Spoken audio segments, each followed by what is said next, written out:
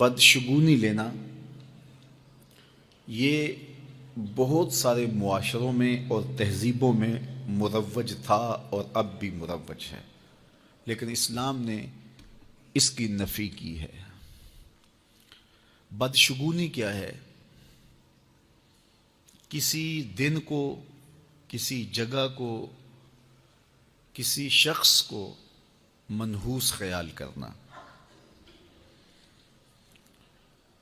بعض لوگ جانوروں کے بولنے سے بدشگونی لیتے ہیں کہ الو بول پڑا ہے تو یہ کام ہم نے نہیں کرنا، بلی نے راستہ کاٹ دیا ہے تو یہ کام ہم نے نہیں کرنا۔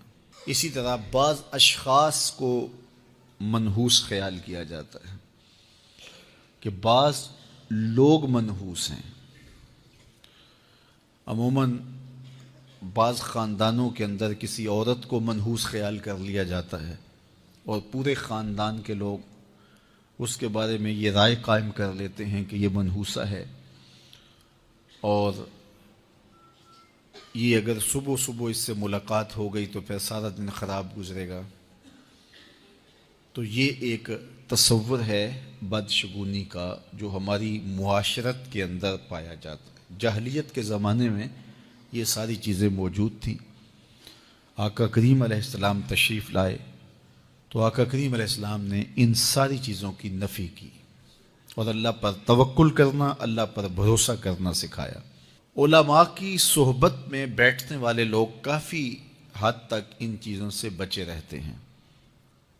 عام لوگوں کی زندگیوں کے اندر یہ چیزیں موجود ہوتی ہیں۔ جاہل پیروں، ملنگوں اور یہ بنگیوں چرسیوں کے پاس بیٹھنے والے لوگوں کے اندر تو کوٹ کوٹ کے یہ ہندوانہ چیزیں رچی بسی ہوتی ہیں۔ اس لیے ہمیں شریعت بیضاء کے مطابق ہی اپنی زندگی گزارنی چاہیے اور اپنے نظریات شریعت سے ہی لینے چاہیے۔ اہل علم کی صحبت میں بیٹھنے سے نور ملتا ہے اور حقیقی رستہ نصیب ہوتا ہے۔ تو کسی کو منحوس قرار دے دینا یہ ہماری اپنی اختراع ہوتی ہے، ہمارا اپنا وسوسہ باطن ہوتا ہے۔ حضور نے ارشاد فرمایا ایک تو متعدی مرض نہیں ہے کہ اگر میں اس کے پاس بیٹھا تو یہ مرض مجھے اس سے لگ جائے گی۔ دوسری بات ارشاد فرمائی ولا حامتا، الو کا بولنا کوئی معنی نہیں رکھتا، اس کی آواز کوئی معنی نہیں رکھتی۔ تیسری بات فرمائی اور نہ ہی ستاروں کی کوئی تاثیر ہے کہ فلاں ستارے کا یہ اثر ہے۔ اقبال کہتا ہے یہ ستارے میری قسمت پر کیسے اثر انداز ہوں گے جو خود افلاک میں زار و زبوں گھوم رہے ہیں۔ وہ بعض کہتے ہیں ہاتھ کی لکیریں کام کرتی ہیں، جی یہ تیری ہاتھ میں فلاں چیز کی لکیر ہی نہیں ہے، فلاں کی لکیر۔ وہ بیٹھے ہوتے ہیں نا فٹ پاتھ کے اوپر پروفیسر بابا جو قسمت کا حال بتاتے ہیں اور 10 روپے لیتے ہیں، تو وہ بتا رہے ہوتے ہیں تیری قسمت میں یہ ہے، تیری قسمت میں یہ ہے، تیری قسمت میں یہ ہے۔ وہ کسی نے کہا قسمت تو ان کی بھی ہوتی ہے جن کے ہاتھ بھی نہیں ہوتے۔ تو یہ لکیروں میں قسمت کو تلاش نہیں کیا جا سکتا۔ جب بچہ شکم مادر میں 120 دن کا ہوتا ہے، صحیح حدیث میں آتا ہے، فرشتہ اس کی عمر بھی لکھ جاتا ہے، اس کا رزق بھی لکھ جاتا ہے، اس کا شقی و سعید بھی ہونا لکھ جاتا ہے۔ لکھ دیا گیا، قلم اٹھا لیے گئے اور صحیفے خشک ہو گئے، اب کوئی نہیں لکھا جائے گا۔ تو جو شکم مادر میں لکھا گیا لکھا گیا۔ اور چوتھی بات اللہ کے محبوب نے فرمایا کہ سفر کچھ نہیں ہے۔ یعنی کچھ لوگ کہتے ہیں یہ جو سفر کا مہینہ ہے یہ بہت ہی سخت مہینہ ہوتا ہے اور ان دنوں کے اندر سفر نہیں کرنا چاہیے، ان دنوں کے اندر شادی نہیں کرنی چاہیے، ان دنوں کے اندر اگر شادی کی جائے تو وہ شادی کامیاب نہیں ہوتی، اس لیے کہ یہ مہینہ منحوس ہے۔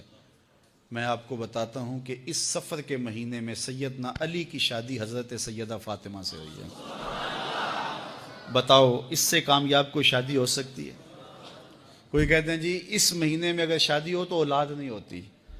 حضرت علی اور سیدہ فاطمہ کی شادی ہوئی ہے، حسن اور حسین پیدا ہوئے ہیں، ایسے کوئی بیٹے تو لاؤ زمانے میں۔ حضرت زینب رضی اللہ تعالی عنہا اور حضور کی شادی ماہ صفر المظفر میں ہوئی ہے۔ اس لیے ہمارے علماء اس کو خالی سفر کا مہینہ بولنے کے بجائے صفر الخیر یا صفر المظفر کے نام سے پکارتے ہیں، یعنی کامیابی کا مہینہ، خیر کا مہینہ۔ تو یہ محض لوگوں کی اختراعات ہیں۔ تو جس طرح باقی مہینوں میں شادی کرنے میں کوئی حرج نہیں، تو سفر کے مہینے میں بھی شادی کرنے میں کوئی حرج نہیں، آقا کریم نے فرمایا یہ بدشگونی لینا یہ شرک ہے، اللہ کے توکل کے منافی بات ہے۔ اس لیے جاہل لوگوں کا کام ہے کہ لوگوں کو اوہام میں وسوسوں میں مبتلا رکھیں، ضعیف الاعتقادی قائم رہے تاکہ کچھ لوگوں کا کام چلتا رہے، لیکن اللہ کے محبوب جو دین لے کر آئے اس میں اس کو علامت شرک بتایا گیا۔ یہ جو بدشگونی ہے یہ فرمایا تمہارے اندر کا وسوسہ ہے، اور جب کوئی بندہ اندر سے ضعیف الاعتقاد ہوتا ہے تو پھر یہ چیزیں اسے پیش آتی رہتی ہیں، اس کو یہ سمجھتا ہے ہاں اسی وجہ سے ہو رہا ہے۔ تو یہ چیزیں انسان کی زندگی پر بہت زیادہ اثر انداز ہوتی۔ اللہ مجھے آپ کو اپنی رحمتوں کے حصار میں رکھے۔ بڑے بڑے پڑھے لکھے شخص بھی ضعیف الاعتقاد ہو سکتے ہیں، اور ان پڑھ لوگ بھی فکری بلندی کے حامل ہو سکتے ہیں۔ تو بہت سارے پڑھے لکھے بھی، حتیٰ کہ بعض محراب و منبر سے وابستہ لوگ بھی ان لوگوں کے ساتھ وابستہ ہو جاتے ہیں، اور یہ معاشرے کا انتہائی ضعیف الاعتقاد طبقہ ہے، اور بہت تھوڑے لوگ ہیں جو ان لوگوں کے ساتھ وابستہ ہیں۔ بھانگ، چرس، افیون اور دیگر منشیات ان کے ڈیروں پہ سلسلہ چلتا ہے۔ اس کو میں کہتا ہوں کہ میں دو نمبر نہیں کہتا، یہ صوفیوں کی نقل کیا ہے، یہ تو اصل انسانوں کی نقل بھی نہیں لگتی۔ جو بندہ 6 سال غسل ہی نہیں کرتا تو اس کے بارے میں آپ کیا رائے دیتے ہیں؟ تو معاشرے کا جو طبقہ ان کو مانتا ہے، یا ان کو اپنا رہنما اور پیر یا مرشد سمجھتا ہے، وہ انتہائی ضعیف الاعتقاد طبقہ ہے، اور تھوڑے لوگ ہیں، بہت زیادہ نہیں۔ لیکن جب عموماً طور پہ جعلی پیر کا، ڈبہ پیر کا لفظ بولا جاتا ہے تو عموماً ان کے لیے بولا جاتا ہے۔ میں اس کی نفی کی ہے کہ میں ان کو زندیق سمجھتا ہوں، بلکہ میں نے شریعت کا یہ فیصلہ ہے، جو ضروریات دین کا منکر ہو وہ زندیق ہے، اور یہ ضروریات دین کے منکر ہیں، نماز کا تمسخر اڑاتے ہیں، اور جو ہے وہ اسلام کے جو مسلمہ اصول ہیں ان کا تمسخر اڑاتے ہیں۔ دوسرا طبقہ وہ ہے جن کو میں 2 نمبر پیر اور جعلی پیر یا ڈبہ پیر کہتا ہوں۔ ان کا حلیہ اور ان کی وضاقتہ بزرگوں جیسی ہے، ان کی حجامت، ان کے جبے، ان کی دستاریں اور ان کی گفتگو علماء، صلحاء، بزرگوں جیسی ہے۔ لیکن یہ لوگ لباس خضر میں راہزن ہیں۔ ہمارے پاس کوئی تھرمامیٹر نہیں ہے کہ ہم ان لوگوں کو پہچان سکیں۔ سب سے زیادہ نقصان اس طبقے نے دیا، یہ 2 نمبر طبقہ ہے۔ اس کو کون پہچانتا ہے؟ اللہ کے خاص بندے پہچانتے ہیں، یا پھر اللہ نے جس کو بصیرت عطا فرمائی، یا پھر جو لوگ ان لوگوں سے ڈسے جاتے ہیں، اور ان لوگوں سے جو ڈسے جاتے ہیں بعض کا وہ دین سے دور ہو جاتے ہیں، چونکہ لباس خضر میں ہے نا، اور ان کی ظاہری وضاقتہ، ان کا اٹھنا بیٹھنا، علماء کے پاس بھی آنا جانا ہے، مساجد کے اندر بھی ان کا تعلق ہے، ہمارے اجتماعات کے اندر ایسے بعض لوگ مہمان خصوصی بھی ہو سکتے ہیں، میں بھی دھوکہ کھا سکتا ہوں ایسے لوگوں سے، آپ بھی کھا سکتے ہیں۔ پہچاننا مشکل ہے کیونکہ ہمارے پاس کوئی ایسا معیار نہیں ہے۔ شریعت کا فتویٰ تو ظاہر پہ ہوتا ہے، تو ظاہر ٹھیک ہے نماز میں پڑھ رہے ہیں، لیکن ہے زر پرست، اسلام سے کوئی غرض نہیں، دین سے کوئی غرض نہیں، مصنوعی لباسہ اڑا ہوا ہے، ریاکار ہیں، تصنع اور بناوٹ کے پلندے۔ یہ طبقہ سب سے زیادہ نقصان دہ ہے، اور یہی جعلی پیر ہیں، اور یہی ڈبہ پیر ہیں، اور یہی 2 نمبر جو 1 نمبر سے شکل میں ملتے جلتے ہیں۔ یہ طبقہ معاشرے کی تل چھٹ ہے، اور اس طبقے نے سخت نقصان پہنچایا ہے، ہماری صفوں میں موجود ہو کر کے ہماری عقیدتوں کو سمیٹا ہے، لوٹا ہے، اور ان لوگوں نے جو ہے وہ لوگوں کو اسلام سے، دین سے دور کیا ہے، چونکہ انہوں نے لوگوں کو دین نہیں دیا، اپنی ذات کے دائرے میں رکھا ہے۔ اس عنوان سے بہت کچھ کہا جا سکتا ہے، لیکن میرے پاس وقت تھوڑا ہے، ورنہ اگر اس پر میں زیادہ گفتگو کروں تو کچھ بصیرت اس گفتگو سے ایسے طبقے کی آپ کو نصیب ہو ہی سکتی ہے، انشاءاللہ پھر کبھی سے۔ تیسرا طبقہ وہ ہے کہ جو ظاہر اور باطن سے ایک جیسا ہے، ان لوگوں کی طرح منافق اور ریاکار نہیں ہے، ان کی وضاقتہ بھی ٹھیک ہے اور وہ ہیں بھی مخلص، لیکن ان کا فہم طریقہ ٹھیک نہیں ہے. یہ لوگ اپنی کم علمی کی وجہ سے یا کسی چشمہ صافی تک نہ پہنچنے کی وجہ سے فہم طریقہ صحیح نہیں رکھتے. ان لوگوں کے پاس جانے والے لوگ اور ان لوگوں سے وابستہ ہونے والے لوگ ان سے بدزن نہیں ہوتے کیونکہ ان کا ظاہر باطن نہیں کہتا. لیکن نقصان کیا ہوتا ہے؟ یہ لوگ قوم کو جمود میں اور تعطل میں مبتلا کر دیتے. ان کے فقر کو اقبال نے فقر ہندی کہا ہے، جس کے مقابل میں جو اصل فقر ہے فقر حجازی، جو میں چوتھے طبقے میں آپ کے سامنے رکھوں گا. یہ لوگ معاشرے کے اندر بہت سارے اور انہیں اچھا اور مخلص سمجھا جاتا ہے، اور ان کی پہچان اس طبقے سے بھی زیادہ مشکل ہے، چونکہ ان کے ساتھ وابستہ لوگ جو ہیں وہ ان کے ظاہر باطن کو جانتے ہوتے ہیں اور قریب ہو کر کے بھی ان کو دیکھا ہوتا ہے اور وہ کوئی بات ماننے کے لیے تیار نہیں ہوتے. یہ نقصان دہ نہیں ہے دوسرے طبقے کی طرح یا پہلے طبقے کی طرح، اس طرح کا نقصان. لیکن جو اسلام کا مزاج ہے اس مزاج کی مخالفت ہے، اس اعتبار سے کہ یہ جمود اور تعطل میں لوگوں کو مبتلا کر دیتے ہیں. تو اسلام کا مزاج کیا ہے؟ وَوَالَّذِي أَرْسَلَ رَسُولَهُ بِالْهُدَىٰ وَدِينِ الْحَقِّ لِيُظْهِرَهُ عَلَى الدِّينِ كُلِّهِ، جو غلبہ اسلام ہے.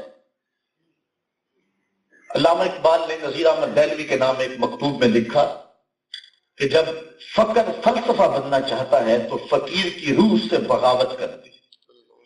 میں اس فقر کا قائل ہوں جو حرکی ہے، جس میں تحرک پایا جاتا ہے. تصوف، تمدن، شریعت، کلام، بتان عجم کے پجاری تمام، حقیقت خرافات میں کھو گئی، یہ امت روایات میں کھو گئی. بجھی عشق کی آگ اندھیر ہے، مسلمان نہیں خاک کا ڈھیر ہے. یہ جمود میں مبتلا کر دیتے. یہ تیسرا طبقہ. پہلا طبقہ تو زندگیوں کا، دوسرا 2 نمبر لوگوں، جعلی لوگ. وہ خود بھی سمجھتے ہوتے ہیں کہ ہم لوگوں سے دھوکہ کر رہے ہیں، لوگوں سے فراڈ کر رہے ہیں. اور یہ تیسرا طبقہ یہ سحری کے آنسو بھی رکھتا ہے، ذکر فکر بھی کرتا ہے، لیکن فہم طریقت صحیح نہ ہونے کی وجہ سے تعطل اور جمود کا شکار قوم کو کر دیتا ہے. چوتھا طبقہ وہ ہے کہ جو اس تیسرے طبقے کی طرح ظاہر باطن کی پاکیزگی رکھتا ہے اور طریقت کے اصل مزاج کو سمجھتا ہے. طریقت کا اصل مزاج کیا ہے؟ حضرت شیخ مجدد الفسانی علیہ رحمہ لکھتے ہیں طریقت و حقیقت خادمان شریعتان. طریقت اور حقیقت یہ دونوں جو ہیں شریعت کے خادمان، اسلام سے کوئی متوازی یا متصادم نظام نہیں. یہ جو تیسرا طبقہ ہے یہ ایرانی فلسفے کے زیر اثر ایک طبقہ ہے اور نہ جاننے کی وجہ سے ان رسوموں کو یوز کا پابند ہے. حضرت داتا گنج بخش علی حجویری کشف الماجود میں لکھتے ہیں کہ حضرت ابو اسحاق اصفرائینی علیہ رحمہ جنگل میں گئے. وہاں کچھ لوگ گھاس کھا کھا کے گزر اوقات کر رہے تھے. تو آپ نے ان کو کہا آکلۃ الحشیش ہاں ہونا انتم و امت محمد فی الفطر، تم یہاں گھاس کھاتے پھرتے ہو اور مصطفیٰ کی امت فتنے میں مبتلا ہے. تو اس کی نفی کی. اور اقبال نے اصل فقر کی طرف اشارہ کرتے ہوئے کہا کہ اصل فقر کیا ہے، طریقت کی اصل روح کیا ہے. ویسے الہیات کی تشکیل نو کے عنوان سے اقبال نے جو مقالہ لکھا ہے اس میں بھی اس نے تصوف کو اخلاق کا دوسرا نام قرار دیا ہے اور حضرت مجدد الفسانی علیہ رحمہ کی تعلیمات کو سامنے رکھ کے اس نے کہا کہ اس میں کوئی اختلاف نہیں ہو سکتا اور اس کا انکار کرنے والا جو ہے وہ کوئی بھی سمجھدار اور دانا بینا شخص نہیں ہو سکتا. اور انہوں نے خود جو اپنے الفاظ اور پیرائے کے اندر تصوف کو بیان کیا ہے جو حجازی تصوف ہے اور وہ بہت تھوڑا ہے اور کم لوگوں کے پاس ہے. اور اصل تصوف اور اصل طریقت وہی ہے. ہوتا ہے کوہ دشت میں پیدا کبھی کبھی وہ فقر کہ جو خذف کو کرے لگی. وہ تھوڑے لوگ ہیں لیکن معاشرے کا نمک ہے وہ لوگ اور معاشرے کا نور ہے، ان کے دم سے بزم عالم میں چلانا ہے اور وہ تھوڑے بھی ہوں حالات کے رخ کو بدل کے رکھ دیں. اور وہ فقر کیا ہے؟ وہ قرآنی فقر ہے. فقر قرآن احتساب ہست ہو اور حضرت داتا صاحب نے بھی یہی لکھا. فقر کیا ہے؟ فقر کی تصوف کی تعریف حضرت داتا صاحب نے کی ہے. آپ پڑھیں کشف المحجوب، اس کا تصوف کا باب پڑھیں. اپنا لیس تصوف رسومن ولا علومن، تصوف مخصوص رسموں کا نام نہیں ہے، مختلف رنگوں کے پٹکوں کا نام نہیں ہے، گنبد کے کلس کو اونچا کر لینے کا نام نہیں ہے، ولا علومن، اور نہ مخصوص اصطلاحات کا نام ہے. مختلف تجلیات اور ان کے رنگوں کے ذکر کا نام تصوف نہیں ہے. یہ اصطلاحات ہیں. تصوف نہ رسوم کا نام ہے نہ مخصوص علوم کا نام ہے. تصوف کیا ہے؟ آپ فرماتے ہیں یہ من کے محاسبے کا نام ہے، یہ باطن کی صفائی کا نام ہے، یہ باطن کی حرارت کا نام ہے، حضور علیہ السلام کی شریعت میں رسوخ پیدا کرنے کا نام ہے، اخلاق عالیہ کا نام ہے، اقدار حسنہ کا نام ہے، فقر قرآن، احتساب ہست و بود، نئے رباب و مستی و رقص و سرود. ڈھول کی تھاپت پہ ناچنے کا نام نہیں ہے، بلکہ یہ کیا ہے؟ احتساب ہست و بود کا نام ہے. فقر اریاں، ذرا غور کیجیے، فقر اریاں گرمی بدر و حنین، فقر اریاں بانگ تکبیر حسین. یہ ہے فقر، اور یہ ہے فقر کا مزاج. تو وہ اگر فقر مل جائے، ڈھونڈ وہ فقر کہ جس کی اصل ہو حجازی. اقبال نے کہا ڈھونڈ وہ فقر کہ جس کی اصل ہو حجازی. یہ مشکل فقر ہے، اس میں اپنے آپ کو تکلف میں ڈالنا ہے، اس میں تگ و تاز دین کی لے کے بڑھنا ہے، اس میں حالات کے جبر سے ٹکرانا ہے، مشکلات کا سینہ چیرنا ہے، دکھوں کا مقابلہ کرنا ہے. میں کہتا ہوں یہ آج کل جو فقر ہے یہ ایک مشکل ہے کہ بندہ آئے تو لوگ پھول پھینک رہے ہو، بندہ جائے تو لوگ پھول پھینک رہے ہو، ہاتھ چومے جا رہے ہو، پاؤں چومے جا رہے ہیں. یہ کون سا مشکل ہے؟ یہ تو راحت قلب کا سامان ہے، یہ تو نفس کی تسکین کا سامان ہے. حالات کی کشاکش سے ٹکرانا، دکھوں کا مقابلہ کرنا، وقت کے یزیدوں کے سامنے کھڑا ہونا، حمانوں اور قارونوں کا مقابلہ کرنا، ظلم اور جبر کو مشخص کر کے ظلم اور جبر کہنا. مطلق ظلم اور جبر کو ظلم جبر کہہ دینے سے کوئی فرق نہیں پڑتا، وہ تو کوئی بھی کہہ سکتا ہے، لیکن مشخص کر کے ظلم کو ظلم کہنا، جس طرح یزید کو مشخص کر کے حضرت امام حسین نے جو ہے ان کو مشخص کر کے کہا تھا، اور اکبر اور جہانگیر کو مشخص کر کے حضرت امام ربانی شیخ مجدد الفسانی کھڑے ہو گئے تھے. تو یہ مشکل کام ہے، اس میں جان کا بھی ضیاع ہوتا ہے، پاؤں میں بیڑیاں بھی پڑتی ہیں، ہاتھوں میں ہتھ کڑیاں بھی آتی ہیں، اور فصیلے دار پہ سروں کا چراغاں بھی کرنا پڑتا ہے. کبھی زنجیریں ہڈیوں تک نشان بھی چھوڑ جاتی ہیں، لوگ برا بھی کہتے ہیں، تم مسلوب بھی کیے جاؤ گے، دکھ اور مصیبت اور مصائب اور آلام کی چکی میں پیسے بھی جاؤ گے. یہ وراثت ہے حضرت بلال حبشی کی، یہ وراثت ہے سلمان فارسی کی، یہ وراثت ہے موجب غفاری کی، یہ فقہ وراثت ہے حضرت صدیق اکبر کی، یہ فقہ وراثت حضرت فاروق اعظم کی، اور یہ فقہ وراثت ہے حضرت جنید بغدادی کی، یہ فقہ وراثت ہے حضرت مجدد الفسانی، حضرت داتا گنج بخش علی اجمیری کی. یہ ہے فقہ، اور یہ اگر نصیب ہو جائے تو یہ غنیمت ہے. ورنہ تصوف، تمدن، شریعت، کلام، بتانے عجم کے پجاری تمام، حقیقت خرافات میں کھو گئی، یہ امت روایات میں کھو گئی. بجھی عشق کی آگ اندھیر ہے، مسلمان نہیں خاک کا ڈھیر ہے.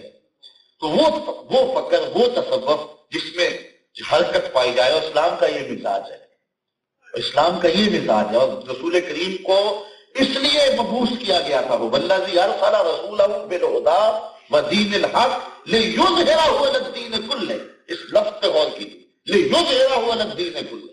جب مرزا غلام احمد قادیانی اٹھا تھا تو پیر مہر شاہ صاحب اس کے مقابلے میں آئے. تو آپ جانتے ہیں، تاریخ پڑھیں، اس وقت آپ اس زمانے کے، اس دور کے، بالخصوص کوٹوہال کے علاقے کے جتنے بھی بڑے بڑے بزرگ اور صوفیات ان کو ساتھ لے کر کے آئے. ایک پیر صاحب کو پیغام بھیجا کہ حضرت آئیں، مرزا نے حضور علیہ السلام کے قصر نبوت میں نقب زنی کی کوشش کی ہے، ہم اس کے مقابلے کے لیے جا رہے ہیں. تو اس نے آگے سے کہا پیر صاحب ہمیں کیا لگے، ہم تو فقیر لوگ ہوتے ہیں. تو حضرت سید میر علی شاہ فرمانے لگے کہ یہ فقیری تو نہ ہوئی، یہ تو بے غیرتی ہوئی نا. بیوہ کا گھر اجڑ رہا، یتیم کے سر سے چادر اتر رہی ہو، اور بندہ کہ میں فقیر ہوتا ہوں. اسلام کی نفی کرتا ہے. جبر کی آنکھوں میں آنکھیں بات کرنے کا ڈھنگ جو جانتا ہے وہ فقیر ہوتا ہے، جو ظلم کو ظلم کہنے کی طاقت رکھتا ہے وہ فقیر ہوتا ہے۔ آپ صرف حضرت غوث اعظم رضی اللہ تعالیٰ عنہ کی کرامات سنیے، لیکن یہ آپ کو کسی نے نہیں بتایا کہ حضرت غوث اعظم کی خدمت کے اندر مستنجد باللہ وقت کا حکمران آتا ہے اور 2 تھیلیاں پیش کرتا ہے نذرانے کی، تو آپ اس سے میں فرماتے ہیں غریبوں کا خون نچوڑ کے مجھے نذرانہ دینے آ گیا، اس کے بدن پہ کپ کپی طاری ہو جاتی ہے، خوف طاری ہو جاتی ہے، کہتا نہیں جی میرا مال ہے، فرمایا نہیں، اگر ایک اس کے ہاتھ سے تھیلی لی، اس کو تاؤ دی، نچوڑا، تازہ خون کے قطرے ٹپکنے لگے، فرمایا اگر مجھے قرابت رسول کا لحاظ نہ ہو تو میں ان تھیلیوں کو نچوڑتا چلا جاؤں اور یہ خون بہتا بہتا تیرے محلات کے دروازے تک چلا جائے۔ اس نے کہا کہ حضرت مجھے کچھ عطا کیجیے، توجہ چاہتا آپ نے یوں ہاتھ ڈالے، ملا نکاری نے نزہۃ الخاطر الفاتح فی مناقب شیخ عبد القادر ملی فیصلہ کیا، جب آپ نے ہاتھ کھولے تو 2 تازہ سیب تھے، دائیں ہاتھ والا سیب اس کو دیا اور بائیں والا خود لے لیا، آپ نے کاٹا تو خوشبودار تھا، جب مستنجد باللہ نے کاٹا تو اس سے کیڑا نکل آیا، اب اس کو موقع ہاتھ میں آ گیا، کہنے لگا حضرت یہ کیا ہوا، بزرگ تو دوسروں کو ترجیح دیتے ہیں اور آپ نے مجھے کیڑے والا دے دیا اور خود جو ہے وہ اچھا سیب رکھ لیا۔ تو حضرت غوث اعظم فرمانے لگے جب شاخ پہ لگے تھے کیڑا نہیں تھا، جب میں نے توڑے دونوں میں کیڑا نہیں تھا، جب ظالم کا ہاتھ لگا تو کیڑا آ گیا۔ حجاج بن یوسف وہ شخص ہے کہ حضرت حسن بصری فرماتے ہیں پچھلی امتوں کے لوگ سارے کے سارے اپنے ظالم لے آئیں اور ایک پلڑے میں رکھ دیں، ہم دوسرے پلڑے میں صرف حجاج بن یوسف کو رکھ دیں، اس کا پلڑا پھر بھی بھاری ہوگا۔ 70,000 شخص اس نے اپنے ہاتھ سے قتل کیا، 90,000 لوگ اس کے حکم سے قتل کیے۔ حضرت عبداللہ ابن زبیر رضی اللہ تعالیٰ عنہ کو حرم کے صحت میں صحابی رسول کو یوں ذبح کیا جاتا مینڈے کو ذبح کیا جاتا، کوئی ہمت نہیں رکھتا تھا حجاج بن یوسف کے سامنے اونچی سانس بھی لے، کیونکہ اس کے مزاج کے خلاف کوئی بات ہوئی نہیں، اس نے گردن کاٹی، ایک فقیر آ گیا بسرے میں، حجاج بن یوسف نے اپنے سپاہیوں کو بھیجا کہ جاؤ اس کو اٹھا کے لاؤ، فقیر آ گیا سامنے، حجاج بن یوسف کہنے لگا کہ میرے لیے کوئی وظیفہ بتائیے، شیخ صاحب نے لکھا قدام عبادت فاضل طرح کون سی عبادت اور کون سا وظیفہ میرے لیے بہترین۔ فقیر کہنے لگا دوپہر تک سویا رہا کر۔ کہا یہ کیسا وظیفہ ہوا؟ کہا کم از کم دوپہر تک لوگ تیری شر سے تو بچے رہے۔ یہ حجاج بن یوسف کے سامنے فقیر کھڑا ہو کے کہہ رہا ہے، یہ فقر کا مزاج ہے۔ اچھا فقیر کی ہیبت ہوتی ہے، کہنے لگا اچھا حضرت میرے لیے کوئی دعا کر دیجیے۔ ہاتھ اٹھا، یا اللہ حجاج بن یوسف کی جان نکال۔ کہنے لگا کہ یہ میرے لیے دعا تو نہیں ہوئی، یہ تو بد دعا ہوئی۔ کہا بد دعا نہیں، دعا ہے، اس لیے کہ تیرا پلڑا گناہوں کا بھاری سے بھاری ہوتا جا رہا ہے روز، تو چلو کچھ کم قتل ہوں گے تیرے نامہ اعمال کے اندر، اس لیے ابھی مر جائے تو جان چھوٹے۔ لوگوں کے لیے بھی یہ دعا ہے اور تیرے لیے بھی یہ دعا ہے، یہ فقیر ہو۔ ایک اور رنگ دیکھیں اخلاقیات کی صورت میں، یہ میں دلیری کے عنوان سے بات آپ کے سامنے۔ تصوف میں ایک نام ہے حضرت حاتم بن الوان الاسم رضی اللہ تعالیٰ عنہ۔ اسم کہتے ہیں جس کی شنوائی نہ ہو، بہرے، سمم بکمن قرآن میں آپ پڑھتے ہیں لفظ۔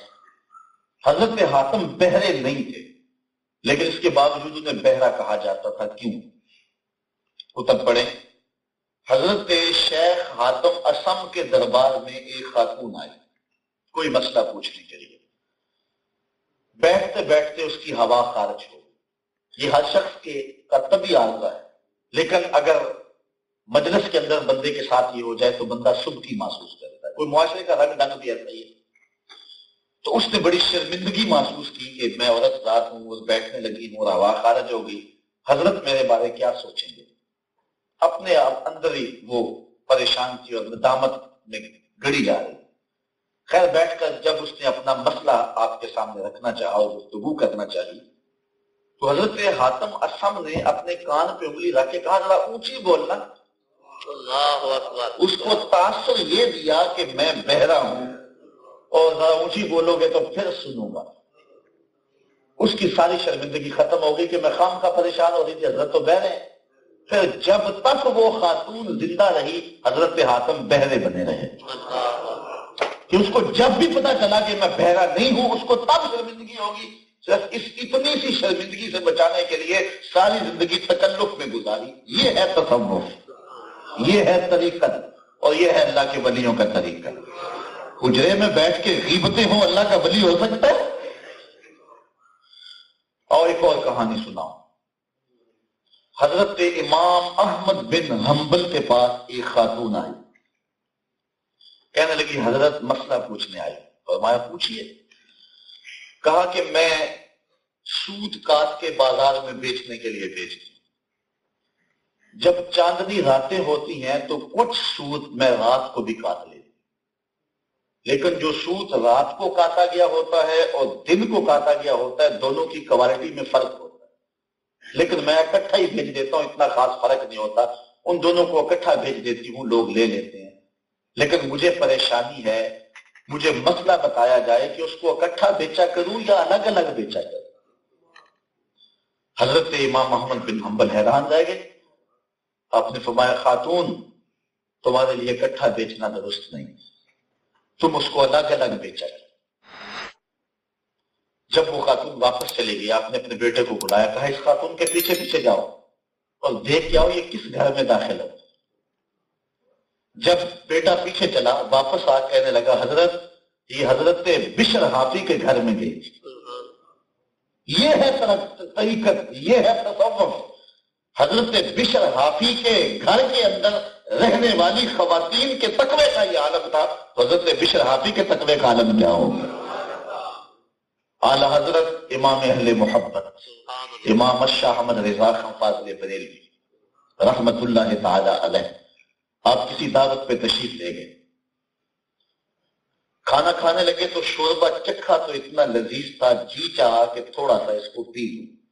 صاحب دعوت کو بلایا, کہا میں شوربہ پینا چاہتا ہوں, اگر تم اجازت ہو تو پی لوں.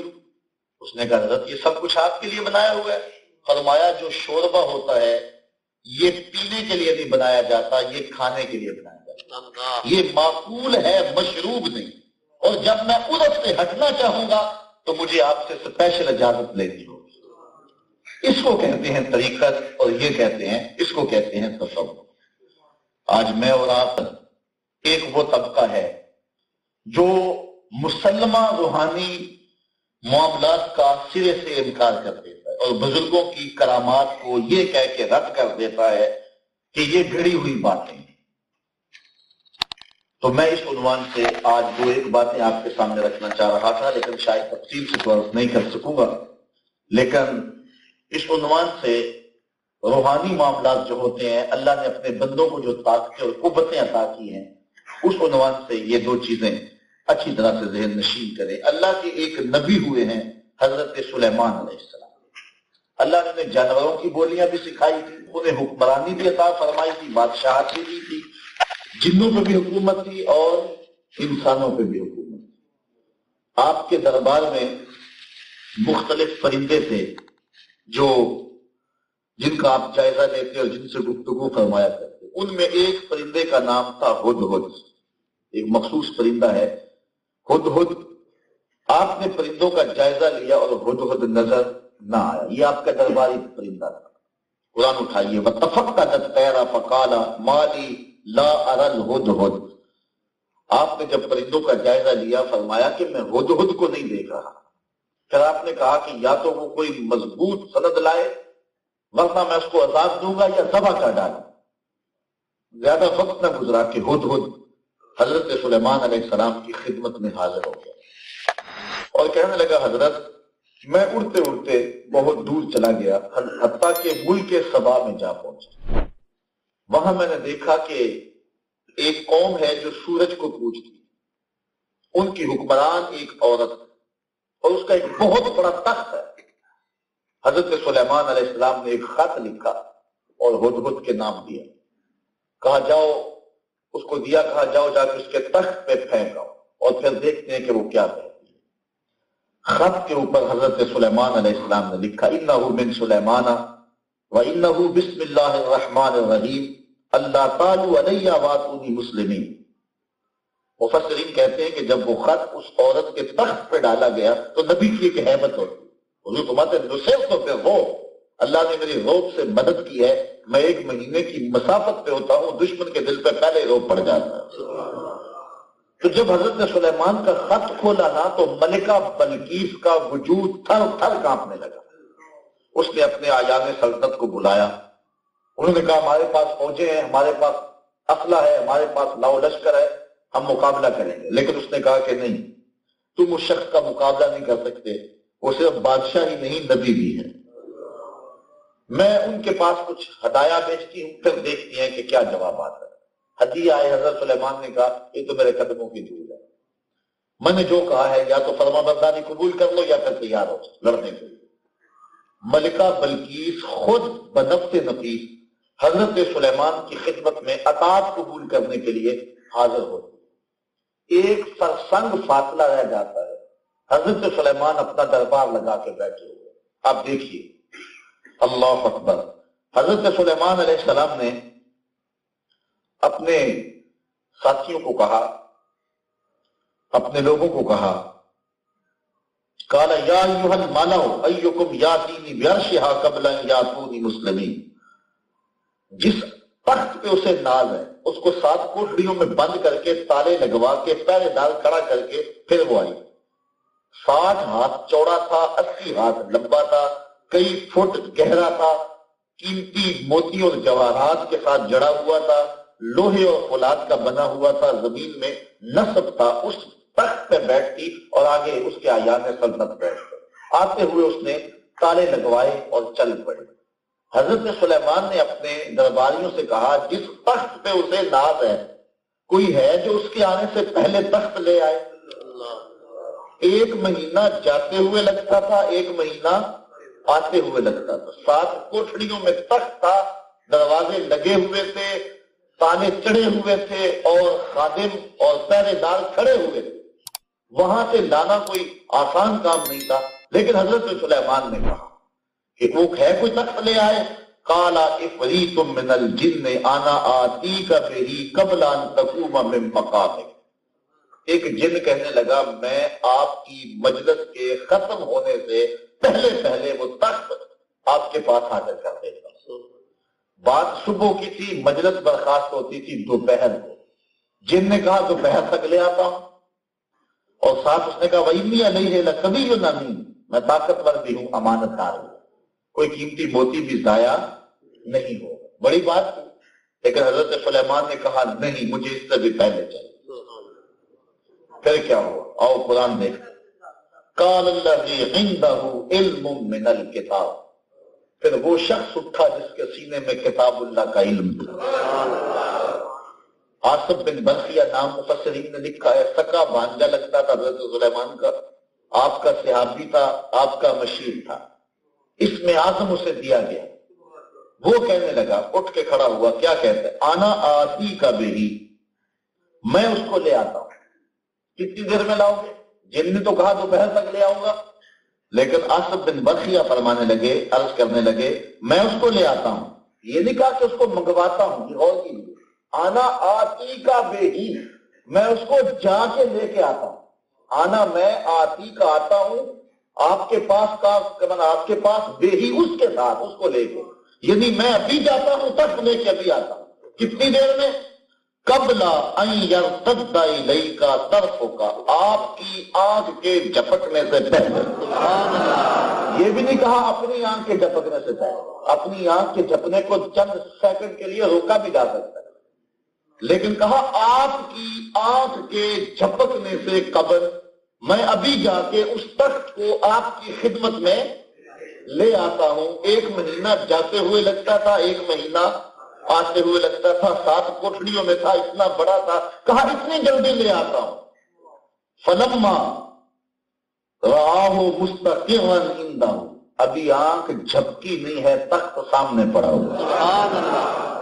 قال ھذا من فضل ربی، کہا یہ میرے رب کا جس نے میرے غلام کو یہ طاقت۔ علماء نے لکھا کہ حضرت سلیمان نے رب سے کیوں نہیں کہا کہ مالک وہ تخت آ جائے، خود کیوں نہیں لائے؟ دنیا کو بتلانا مقصود تھا. یہ شان ہے خدمت گاروں کی. سرکار کا عالم یہ نبی کے در سے وابستگی اختیار کرنے والے کی طاقت ہے. بنی اسرائیل کے ولی کی طاقت ہے تو بنی اسرائیل کے نبی کی طاقت کتنی ہوگی, اور پھر امام الانبیاء کی طاقت کتنی ہوگی. اچھا, اگر کوئی بات کسی بزرگ کی کرامت کے حوالے سے ویسے بیان کی جاتی تو شاید کوئی کہہ دیتا کہ یہ گھڑی ہوئی کہانی ہے. حدیث رسول میں یہ واقعہ ہوتا شاید کوئی لکھ دیتا کہ یہ حدیث ضعیف ہے, لیکن قرآن کو تو ضعیف نہیں کہا جا سکتی. یہ آیت ضعیف تو نہیں ہو سکتی.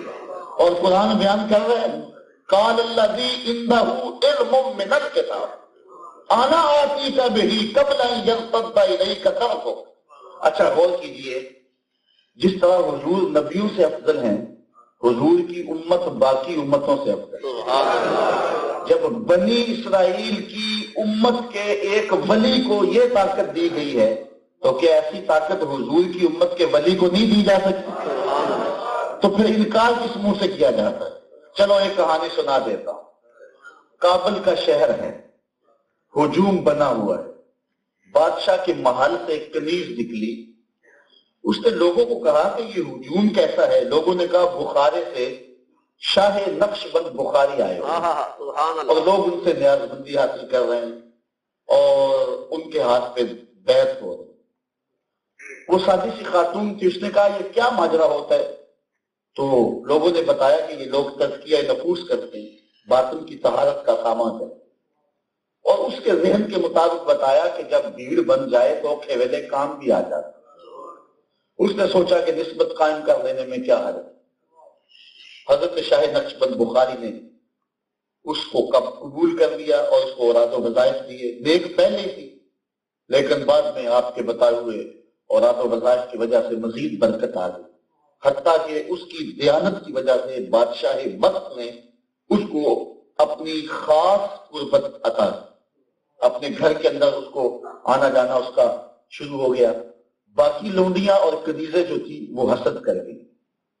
انہوں نے چوری کر کے بادشاہ کے گھر سے زیور اس کے نام لگا دیے اور پھر کہیں سے برآمد بھی کروا دی. بادشاہ نے اس کی صفائی نہ سنی, غصے میں آ گیا کہ میں نے اس کو اتنی قربت دی, اس نے میرے اعتماد کو ٹھیس پہنچایا. اس نے حکم دیا اس کو لے جاؤ چھت پہ, محل کی چوبارے پہ لے جاؤ اور وہاں سے جا کے نیچے دھکا دے تاکہ باقی لوڈیوں کو پتہ چل جائے کہ بادشاہوں کے گھر کتنے متبرک ہوتے. اس نے کہا کہ میں نے چوری نہیں کی, میرے پہ الزام ہے, لیکن بادشاہ نے نہ سنی. اس کو جا کے چھت پہ جب دھکا دینے لگے تو اس کو یاد آیا, سنا تھا اوکھے ویلے پیر کام آتے ہیں.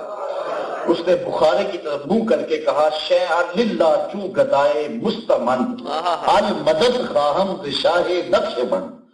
اتنے میں جلاد نے پیچھے سے دھکا دے دیا. جب وہ نیچے پہنچی تو حضرت شاہ نقش بند بہاؤالدین رحمت اللہ تعالی علیہ کے ہاتھ پھیلے ہوئے آرام سے پکڑ کے نیچے کھڑا کر دیا. حیرت سے آنکھیں پھٹی کی پھٹی رہ گئی اور کہتی ہے حضرت آپ کب آئے تھے؟ تو حضرت شاہ نقش بند بخاری فرمانے لگے تو اب چوبارہ آمدی من اب بخارا آمدم. تو چوبارے سے چل پڑی تھی, میں بخارے سے چل پڑا. یہ شان ہے خدمت گاروں کی, سرکار کا عالم. آئیے قرآن مجید میں ایک اور واقعہ دیکھتے ہیں. اللہ تعالیٰ جل شانہ نے ویسے بہت سارے واقعات بیان کیے ہیں. اصحاب کہف کا واقعہ بھی ہے, موسیٰ و خضر کا واقعہ بھی ہے, لیکن یہ ہم واقعہ ولی کا دیکھا, اب اللہ کی ایک ولیہ کا واقعہ دیکھتا ہے. یہ سورت آل عمران ایک عظیم المرتبت خاندان کے نام پہ سورت, نبیوں کا خاندان ہے بنی اسرائیل میں. حضرت عمران کی بیوی کا نام ہے حضرت حنہ سلام اللہ علیہ. عمر بیتتی جا رہی ہے لیکن اولاد نہیں. خیر اللہ کی تقسیم پہ راضی ہیں, صبر شکر کر کے زندگی گزار رہی. ایک دن عجیب واقعہ ہوا. دوپہر کا موقع تھا. صحن میں چارپائی بچھا کے درخت کے نیچے لیٹی تو ایک منظر دیکھا کہ شاخ پر چڑیا نے بچے نکالے ہیں اور بھوک سے بچے بلکتے ہیں. چڑیا اڑ کے قریب جاتی ہے اور ایک دانہ لے کے آتی. بچہ چونچ کھولتا ہے, چڑیا اس میں دانہ رکھتی. بچے کے ساتھ چڑیا کا یہ پیار دیکھا تو حضرت حنہ کا دل پھٹنے لگا. کہا مالک تو نے جانوروں کو بھی بچے دیے ہیں, مجھے اگر اولاد دے دے میں منت مانتی ہوں کہ تیرے گھر بیت المقدس کے لیے اسے وقف کر دے۔ اللہ تعالیٰ جل شانہ نے ان کی دعا کو قبول کر دیا۔ ہوتا یہ تھا جو یہ منت مانے اللہ قبول کر لے تو اللہ اسے بیٹا دیتا تھا۔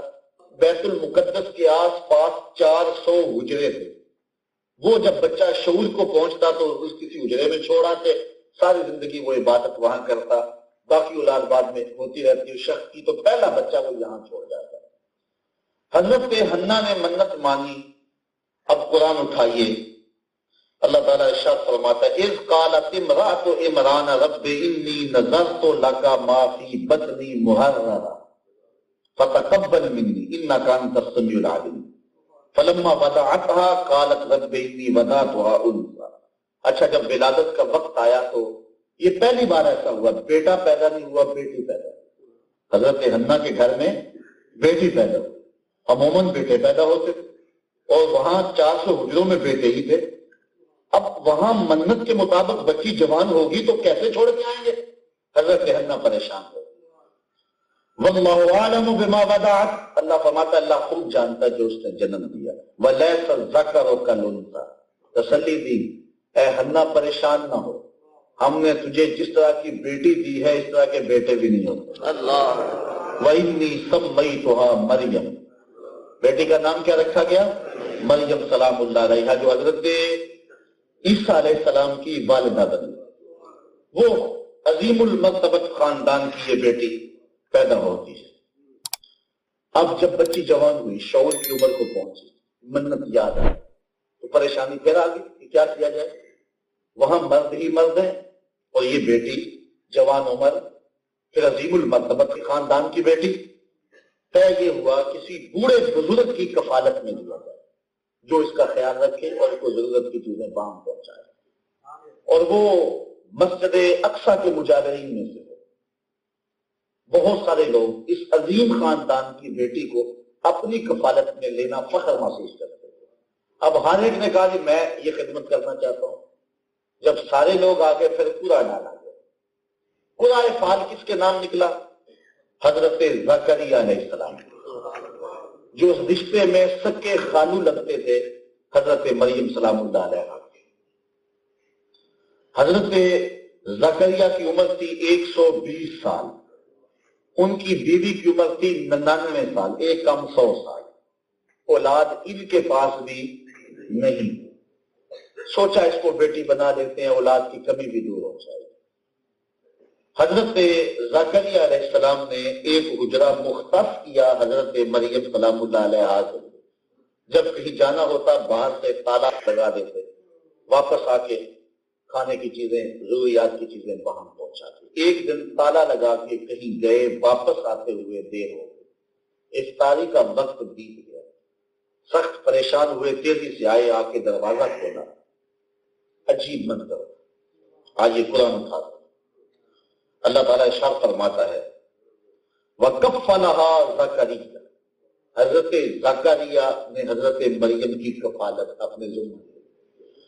كُلَّمَا دَخَلَ عَلَيْهَا زَكَرِيَّا الْمِحْرَابَ، اس حجرے میں جب حضرت زکریا داخل ہوئے، کیا منظر دیکھا؟ وَجَدَ عِندَهَا رِزْقًا، تو وہاں رزق پڑا ہوا تھا۔ حیرت زدہ اس لیے ہوئے کہ دروازہ بند کر کے خود گیا ہوں اور کوئی دروازہ نہیں ہے، کوئی کھڑکی نہیں ہے، کوئی روشن دان نہیں ہے۔ پھر مزید حیرت یہ کہ جو پھل تھا وہ بھی موسم کے علاوہ تھا۔ موسم آم کا نہیں ہے، آم موجود ہے، موسم انگور کا نہیں ہے، انگور موجود ہے۔ تو ایک حیرت تو یہ کہ پھل اندر کیسے آیا، اور دوسری حیرت یہ، حیرت پہ حیرت کہ یہ پھل بے موسم یہ کیسے آ گیا۔